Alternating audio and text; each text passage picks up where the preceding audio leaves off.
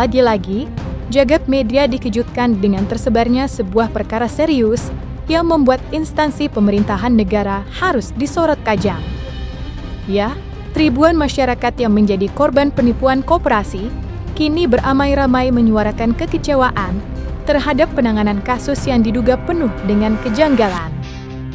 Ketika ditemui belum lama ini, kuasa hukum korban pun tidak segan untuk menuturkan sebuah sentilan pedas kepada sosok-sosok besar tanah air seperti Jaksa Agung, Sanitiar Burhanuddin, Kementerian Koperasi, hingga Kepala Kepolisian Republik Indonesia, Listio Sigit Prabowo. Kami hormat kepada Pak Jaksa Agung, tapi coba cek yang di bawah ini Pak Jaksa Agung. Dan kami juga perlu pertanyakan ini, diselidikin ini semua penyimpangan-penyimpangan yang terjadi. Jadi ini juga menjadi perhatian kepada Kementerian Koperasi yang sekarang lagi membangun koperasi merah putih lah.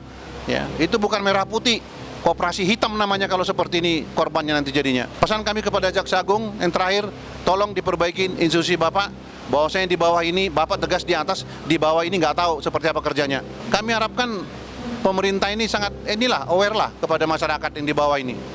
Saya rasa seperti itu. Makasih.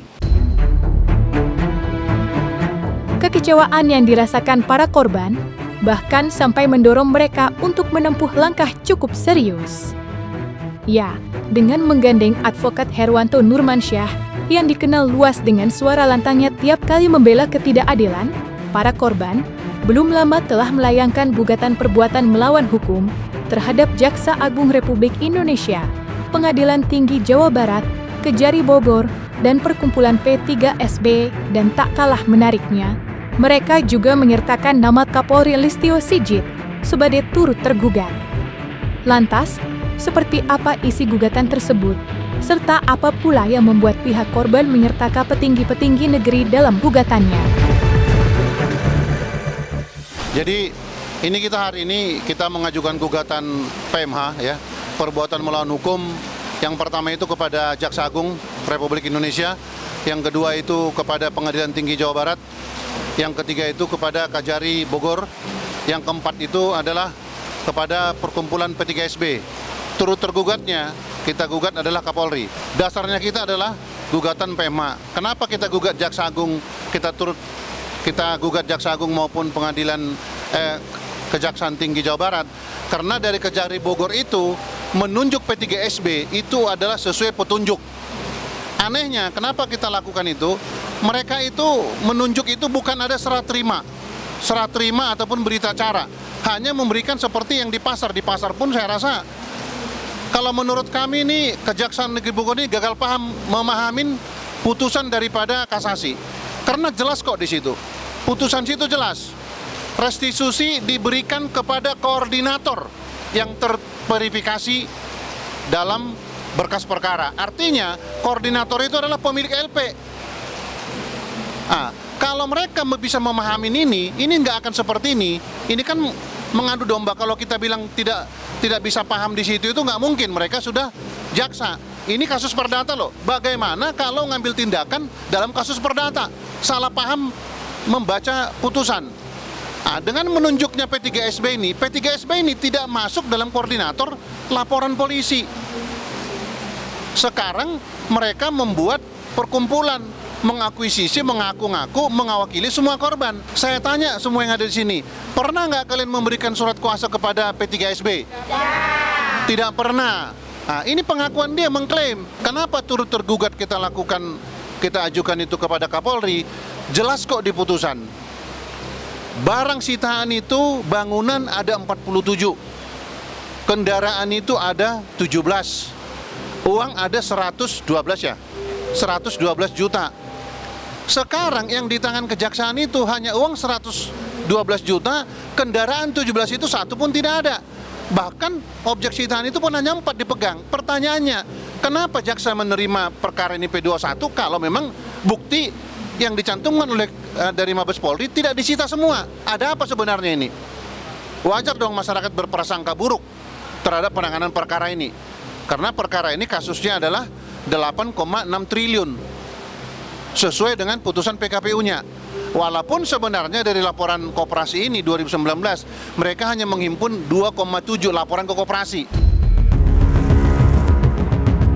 Agenda sidang perdana dari gugatan perbuatan melawan hukum tersebut sejatinya telah diselenggarakan di Pengadilan Negeri Jakarta Selatan pekan lalu.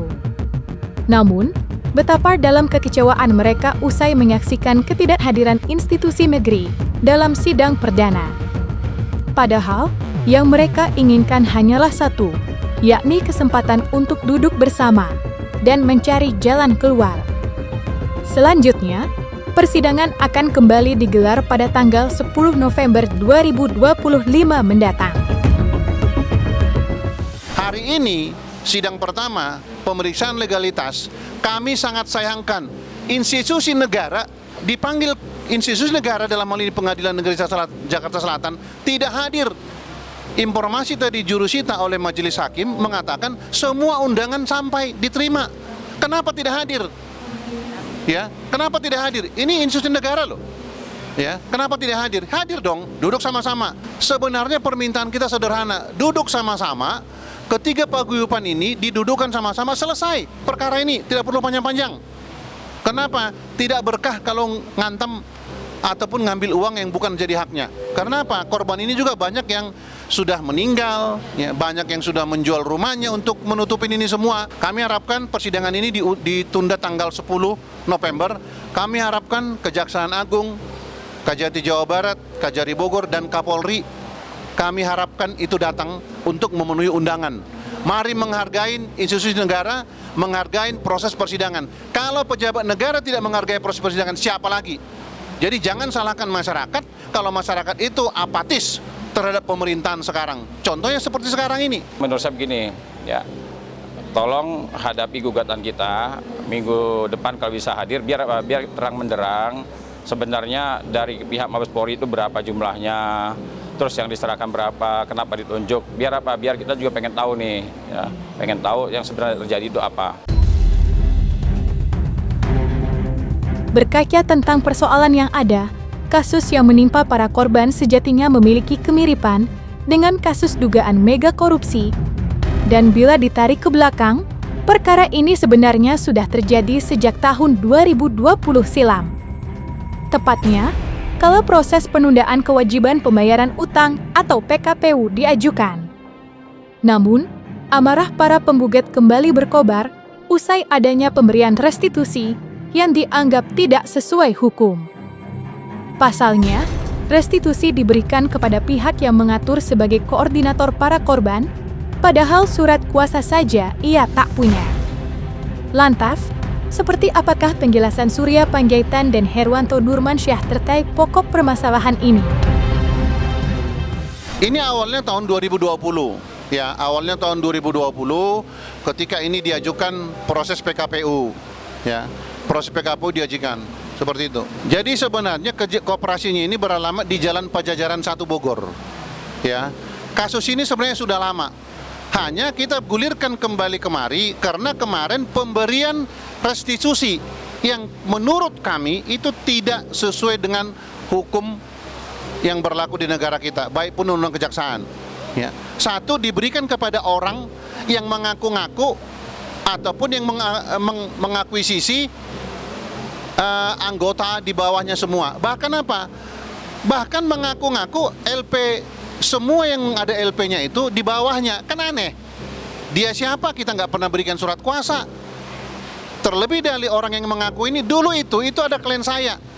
Saya sudah bela itu di pengadilan. Hak-haknya mereka saya sudah bela di pengadilan. Sekarang masih klien kan? Sekarang nggak tahu dia merasa klien atau enggak.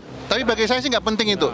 Bagi saya yang penting bagaimana membela, menyatakan ini yang benar itu benar. Nah, saya nggak tahu nih kejaksaan ini, mudah-mudahan di Pak Surya mengatakan Kejaksaan Agung jangan sampai hebat di atas, tapi anak buahnya ini ya melakukan praktek-praktek yang memalukan, ya, melakukan praktek-praktek yang merugikan oleh oleh Kejari Bogor, ya. Jadi saya bingung kok bisa menunjuk P3SB ini sebagai koordinator, padahal waktu mereka mendirikan paguyuban ini itu jumlahnya kalau nggak salah 6 orang, ya. Yang 6 orang pun 3 mundur. Nah, yang 4 orang. 4 orang mundur diri. jumlahnya 6 orang membentuk paguyuban. Dalam perjalanan 4 orang mengundurkan diri. Nah, karena apa? Karena tidak sejalan katanya. Kok tiba-tiba orang ini ditunjuk sebagai koordinator tanpa ada berita acara.